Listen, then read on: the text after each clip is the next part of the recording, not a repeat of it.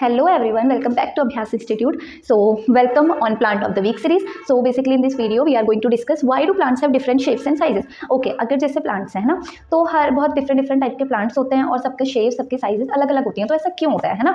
तो देखिए इसमें 3 पॉइंट्स होते हैं बेसिकली। सबसे पहला इन्वायरमेंटल अडेप्टेशन, दूसरा फंक्शनल अडेप्टेशन और तीसरा इवोल्यूशनरी अडेप्टेशन है ना। तो इसमें सबसे पहले हम डिस्कस करेंगे इन्वायरमेंटल अडेप्टेशन के बारे में।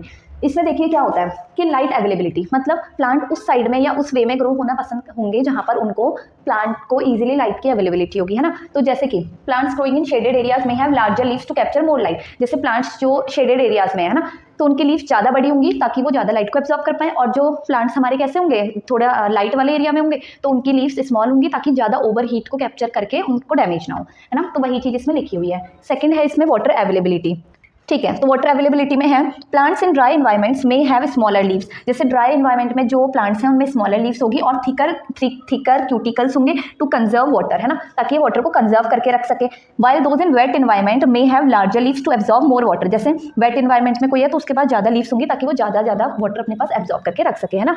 इसी में थर्ड पॉइंट है हमारे पास विंड एंड मैकेनिकल स्ट्रेस। जैसे प्लांट्स इन विंडी एरियाज में हैव शॉर्टर स्टेम होंगी और फ्लेक्सिबल ब्रांचेस होंगी ताकि अगर ज़्यादा विंड है या कुछ ऐसा एटमॉस्फेयर है कि तो उनको कोई डैमेज ना हो, है ना।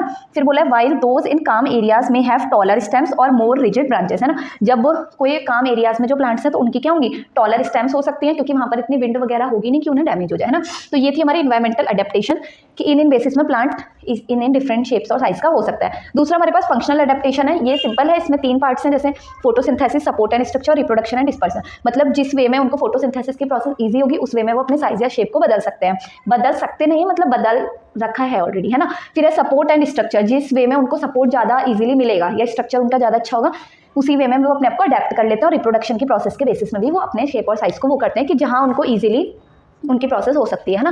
फिर है इवोल्यूशनरी अडेप्टेशन में 3 टाइप होते हैं, जेनेटिक वेरिएशन, नेचुरल सिलेक्शन और को इवोल्यूशन, है ना। जेनेटिक वेरिएशन तो सिंपल सा है कि जो प्लांट जिसका है ना, उसकी जेनेटिक्स भी उसी वे में होते हैं, है ना।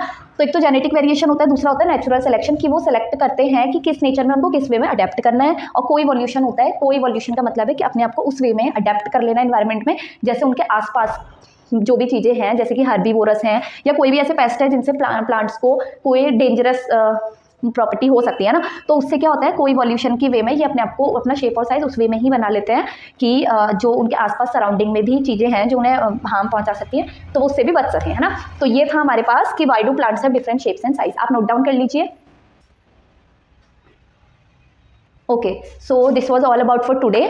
मिलते हैं नेक्स्ट वीडियो में। If you find it useful please like share and subscribe our channel and please keep us supporting. Thank you so much for watching.